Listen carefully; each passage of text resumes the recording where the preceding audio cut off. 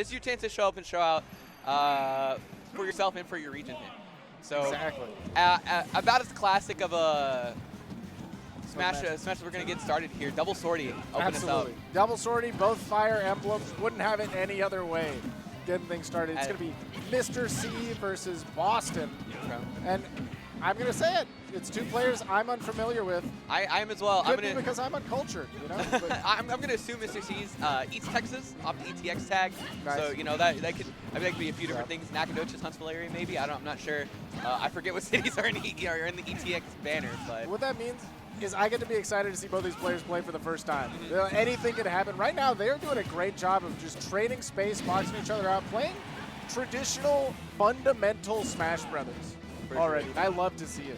I mean, as described by Sackar himself, Byleth is a distance demon, and that is going to play a big part here. Mr. C is going to have to kind of weave around these big hitboxes that Boston's going to be throwing out. That Tipper Bear we saw earlier, almost closing it out at 90%. But if Lucida's able to get in, Byleth doesn't have too many burst options to really kind of get away from the vortex that Lucina can trap him in. Okay, and great DI to pull yourself away from that launcher. Could have been a deadly up B from Boston, but still holding on. I like the patience at the ledge. We have seen quite a bit of that get up and immediately roll. I want to see if Boston can start to pick up on that as well and find a clean punish. And both ways, just get up and roll. That's your freebie off the ledge. Exactly. Yeah. I mean, because like standing behind your opponent while they're in shield is very advantageous. Yeah. With their back to you, they can't grab you, they can't do things, but. You know, anyone who sees it one or two more times, they're going to start to pick up on that. And both these characters have very good punish game to punish something like that. Most certainly. I mean, Lucina gets you above her. That juggle game is crazy. And to an extent, Byleth as well. That up air is not easy to land on, per se. Here we go again. Great DI when we're getting hit with these. They're just below, but great up air to keep yourself away from that juggle. Yeah, back on the ledge here, and this is the tough part too. Is both these characters trying to find you. See, he rolled into to try to meet them on the roll. So we'll see whoever can kind of commit to that later on. No tech, gonna take some extra damage off the Dancing Blade. I have seen so many times now, Mr. C, every time Boston goes off stage, running off to try to intercept, and I do love to see the attempts of the edge guarding, but man, sometimes, especially against Byleth, you gotta just let them get back to the ledge and be confident in your ledge trap, because here, you're giving up a lot of opportunity to get free damage or a stock because you want to risk everything by throwing yourself off stage. And now Boston has advantage on the stage. It can be tough. Yeah, it's trading through it, and you can see Mr. C trying to find the way in. Boston seems pretty comfortable in his kind of more lackadaisical neutral, just because he's got those bigger hitboxes, you know. And it's so hard to intercept Boston without a hard call out here. And we're seeing Mr. C go for them. It's just, you can't be 100%, right? It's tough sometimes. But I feel like we should maybe be spending more time waiting for Boston to grab that ledge, go for the ledge trap. We've seen, you know, a potential exploit here and there. Beautiful. That's nice. What I want to see. That's exactly what I want to see. And Mr. C taking advantage of Boston at the ledge there. 80%. It's high, but it's not kill percent yet. You can work your way through this. Oh yeah, absolutely. You know, one juggle situation and you're there. Boston's been getting a good amount of those command grabs on the up B as well. That could lead into something dangerous. Tries to drag down with the up air, but not quite finding, and we're stuck below the ledge. We managed to make it back. It's an ancient weapon there. It's good for tethering yourself to the ledge, especially when you get stuck in crazy situations like that underneath PS2. Tried to get a big punish there with a forward air. Gonna close it out. Yeah, I was a little scared there because I know that tether is crazy and can reach from a very far distance. But sometimes you get stuck just under the stage or a little inside of it, and right. You're cooked. And but yeah, by the time that first tether doesn't latch, and like you know you kind of get that dial-up noise in your head. You're like, wait, I didn't tether. Hold on. Where am I? Somebody please help.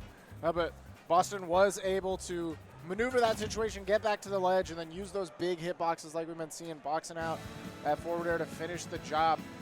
And I feel like one big change we could see out of Mr. C is a little bit more, like I said, of that ledge trapping and just solid feet on the ground. There's a lot of like jumping in with the neutral air, and I feel like if you're going air to air against Byleth, it's not great. Like you said, distance demon, you're not going to win that one 100% of the time. You kind of have to keep your feet on the ground, wait for an opportunity to go in with the down tilts, a little bit of pokes. Nair's still great to get things going.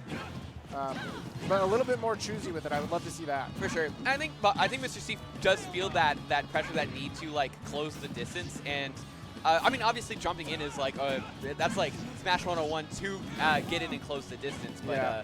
but I mean you know, playing the rock paper scissors Nice. is good.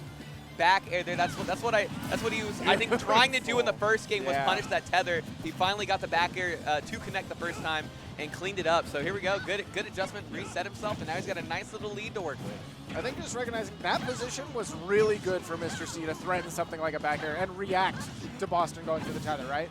And here we can see another a little bit slow there. It's so hard. They Yeah. can reel it so quickly. And it's good too. Like I said, he was. I could feel he was like testing the waters game one. Didn't really get what he was wanting off stage, but now getting that first stock early, you can see the second time around showing that confidence too, and just running with it. He's lapped him in percent now too. Even on the multi-hit, when you get the parry, you don't have to respect it. You go for that up special, great recognition. Send Boston flying. This would be a time I would like to hold the ledge. If my opponent is that far out, I'm probably not going to intercept them with the hitbox. Ledge trap there would be great. You still have good control of the stage. Boston trying to fight for it here. Here we go. How do we make it back? Oh, okay. I guess I don't know if you get something off that drag down there. Maybe a grab, maybe an up smash, depending on percents and rage. But Mr. C having done that closing out, it's got himself a 2-stock lead. Really looking at a 180 from the first game. Absolutely. I think a lot of the momentum from that first stock really is just carrying. And we saw in the first game, it was single hits at the high percents that ended up taking pretty much every stock. So if Mr. C is able to stay out of those ranges for longer and take capitalization at earlier percents, absolutely you're going to see him run away. Yeah, I mean, got a lot of room to play with, but you got to be careful. Byleth has that really explosive potentially C at 52, and if Boston decides to start throwing out some haymakers, man, you could be dying at my incredible goodness. numbers at almost at like 85 after a hit on that forward air. Just about 60 before the hit. That is such a potent combo game. We're seeing Boston take advantage of. And again, dipping really, really low. Staying outside. Oh my goodness, get that follow-up off the down air. We see the pop-up. Feeling good. Like you said earlier, this is it. These might, maybe these guys have played on their local stream and stuff like that, but like, you know, I remember my first time playing on stage at like a big event, or even like, I remember I got to play on stream at like Frostbite 2020 and stuff like that. And then the first time you do that, like it's a whole other different kind of nerves. Oh yeah. Self-imposed nerves, of course, but, yeah, but you know, you want to go out and win. Most nerves, I feel like, are self-imposed. That's true. That is and true. they're all, That is true. you know, society's coming down on you. Or you Yeah, think, yeah. I have to do well because people are looking. Yeah. But it's real. And it's really hard to actually describe that feeling, like you're saying, when you are in the spotlight and it's not normal for you. Right. This is a new feeling. Even if you've been at that spotlight 100 times, it still feels a little The different. stakes will change. Yeah. You know. We'll see. Game number 3 on deck here. Mr. C, pretty. I mean, maybe the C stands for convincing, because that second game was pretty. You know, pretty solidly in his favor. We'll see. Town and City, short sides. We might see some early stocks here from Boston. They can connect on those tipper aerials that we saw. Right, if that forward air hit on Town and City as opposed to the other stage here, absolutely could have seen it go down to a last stock situation. Anything happens from that point. Already Mr. C, though, with a ton of momentum, up to almost 90%. Ooh, what an answer, though. Hold on. You see, there we go. He's like, I know what this stage counter pick is for. I'm trying to get those crazy early, you know, maybe.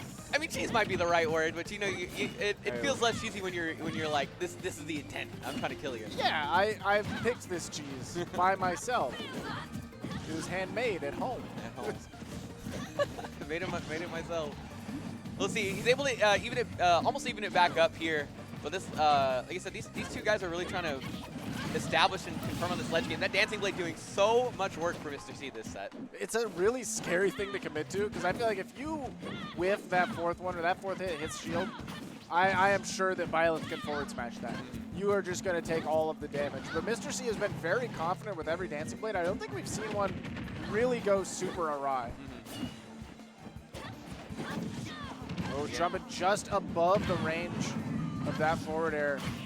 Whoa! Oh, Oh my goodness, he was look. I really like this confidence that we've seen from Mr. C as the sets kind of progress. He's really starting to feel himself, trying to start to do some more lucrative things with Lucina. The Dancing Blade ones, you know, all those little fun mix-ups like that.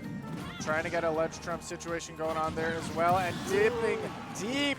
That's exactly, you know, Mr. C said, I don't need to change my game plan. I don't need to swap to more of a ledge trap style. I just need to hit those. Yeah. Sometimes when you go out there, you just need to hit those. I mean, Lucina back air, an incredible edge guarding tool. It's a very strong hitbox. There's some preciseness to them, but her aerial mobility is good. It's just good enough. You can just kind of go down, wait for that up B to start to come out, and you meet them at the middle and you know, bonk them with your sword. Swing that crowbar. It's gonna be there when they arrive. Okay, great job. No jumps, and they're forced to the ledge. Gonna have to fight it. Oh, and that sayonara. is the end of the set. Mr. C